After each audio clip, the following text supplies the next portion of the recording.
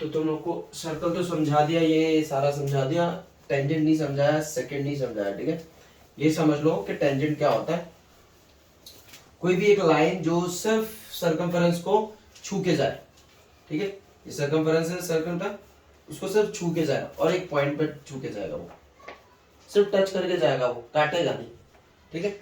उसको बोलते हैं टेंजेंट। क्या बोलते हैं उसे? टेंजेंट। ये समझ लगा, ठीक है।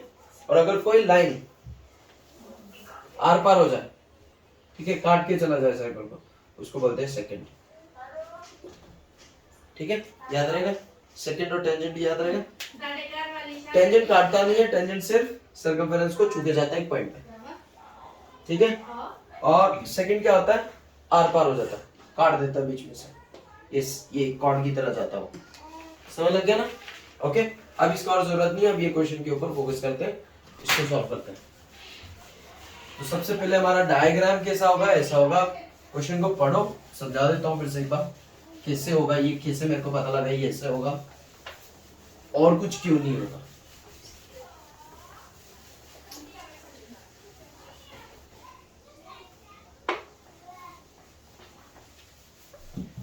सबसे पहले उन्होंने बोला कि एक सर्कल है, ठीक है, जिसका रेडियस है 5 सेंटीमीटर। इसको अंडरलाइन कर दो, मैंने एक सर्कल बना दिया, ठीक है, रेडियस बना दिया 5 सेंटीमीटर, ठीक है, ये समझा।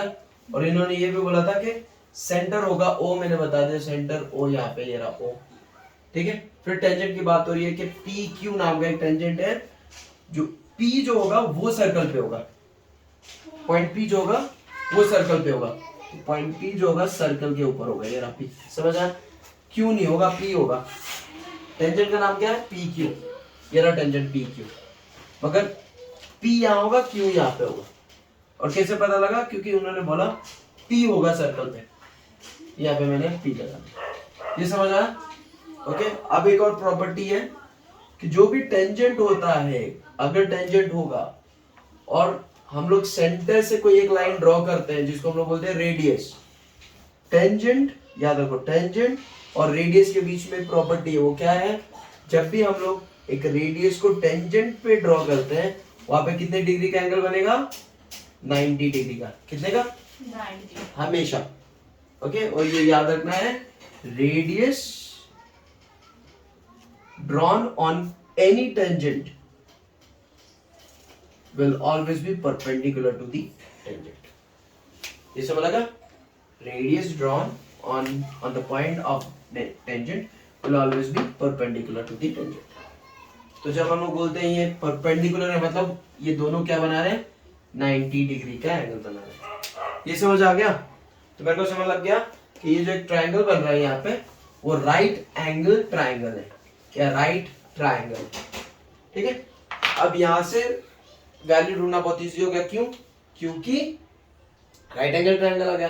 तो राइट एंगल ट्रायंगल पे हम लोग कौन सी प्रॉपर्टी लगा सकते हैं कोई भी वैल्यू ढूंढने के लिए?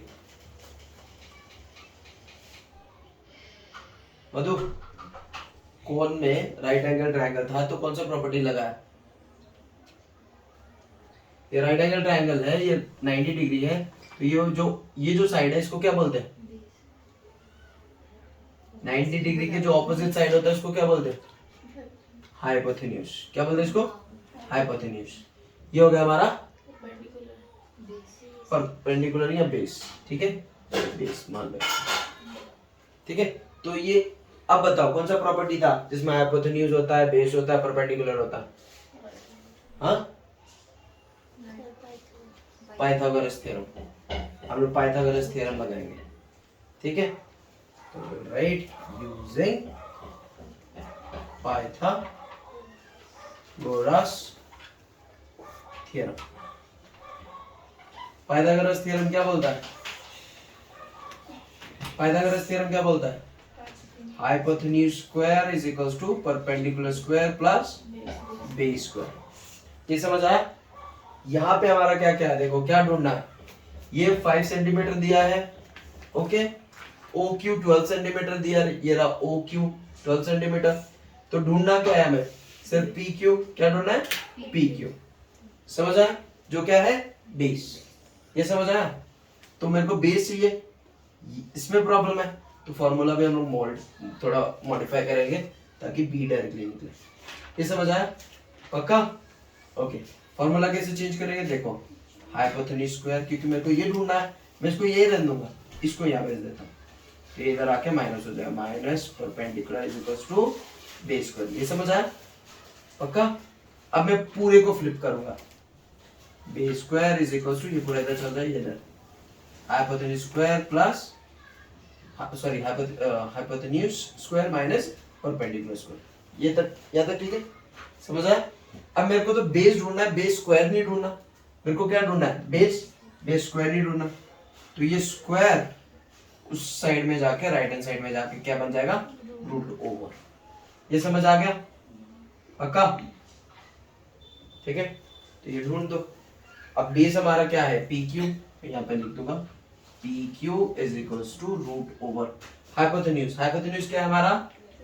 ओ क्यू, पहले नाम लिखेंगे, ठीक है, ओ क्यू, और ये स्क्वायर था तो स्क्वायर माइनस परपेंडिकुलर, परपेंडिकुलर मैंने इसको माना तो क्या?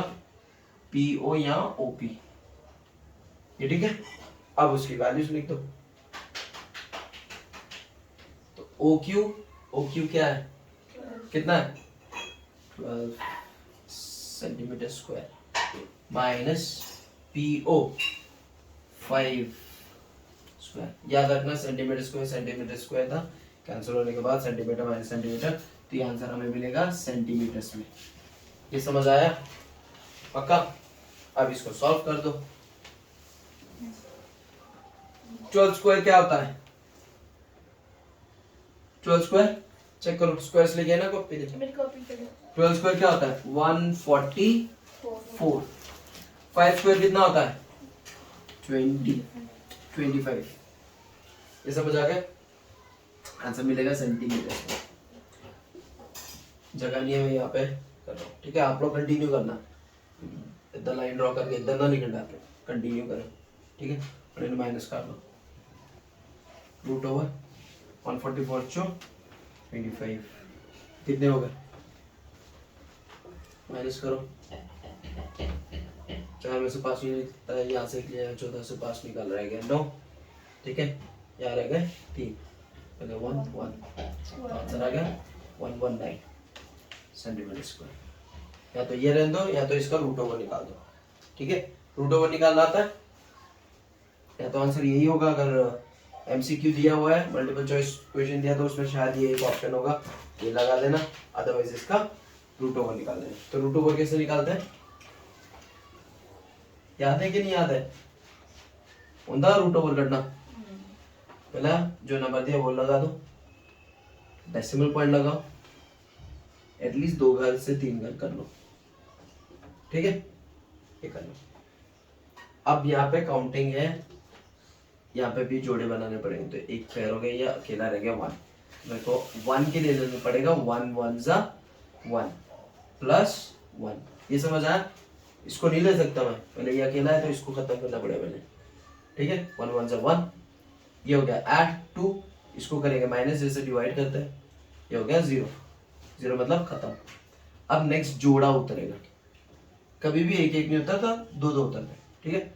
ये जोड़ा उतरेगा, ये आ गया हमारा 19, ठीक है? अब यहाँ पे 2, अब यहाँ पे अगर मैं 1 भी लूंगा ना 21 हो जाएगा, तो ये बहुत बड़ा हो जाएगा यहाँ पे, ठीक है? समझ आया? ओके, तो यहाँ पे 1 नहीं लूंगा मैं, यहाँ पे लूंगा 0 0, सो प्लस 0, 20 इंटू 0 इज 0। ये समझ आया? अब इसको ऐड कर देना, 20 प्लस 0 इज 20, माइनस करने क्या है 19, ठीक है? अब ये जोड़ा उतर जाएगा, ये आ जाएगा 0 0, बड़ा हो गया नंबर, ये उतरने से पहले क्योंकि यहाँ पे डेसिमल पॉइंट था तो यहाँ चला जाएगा। अब आपको पता लग गया कि आंसर आएगा 10 पॉइंट समथिंग, ठीक है? ये समझा? अब ये लास्ट एक ये करवा देता हूँ, फिर आपको समझ आ जाएगा करना क्या। तो हमारे पास नंबर है यहाँ पे 20, हम लेंगे एक खाली जगह, एक बॉक्स, एम्प्टी बॉक्स। अब मेरे को जो नंबर यहाँ पे डालना है वही यहाँ पे डालना पड़ेगा। अगर 1 डाला तो 1, 2 डाला तो 2, और वो मल्टीप्लाई करके देखना है जो इसके सबसे क्लोजेस्ट होगा। इसे बड़ा नहीं लेना, इसे छोटा लेना, ठीक है? ओके, अब यहाँ पे 90, तो सोचो 19 है तो मैं क्या लूंगा, मतलब 18 के आसपास निकलेगा क्योंकि लास्ट में तो एक इवन नंबर है, ठीक है। तो अगर 9 लूंगा, 2 9 जा 18, तो डायरेक्टली 9 से ट्राई कर लेते हैं। 9 9 जा 81, 81, 9 2 जा 18। ये समझ आया?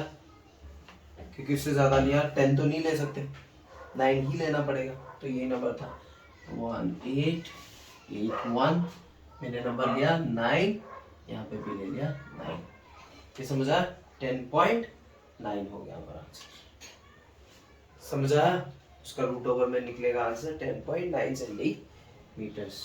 10.9 सेंटीमीटर्स इज द आंसर, या फिर ये आंसर, दोनों में से जो भी दिया होगा। बुक में चेक करो क्या है, रूट ओवर 119, तो रूट ओवर 119 मतलब ये आंसर होगा। आप लोग इसको टिक कर देना, ठीक है। अगर एग्जाम में बोला फाइंड द आंसर, ठीक है, उसमें रूट ओवर कुछ नहीं है और ऐसे क्वेश्चन दिया है रूट ओवर का लेंथ, तो ये होगा 10.9 सेंटीमीटर्स। ये समझ लग गया? पक्का?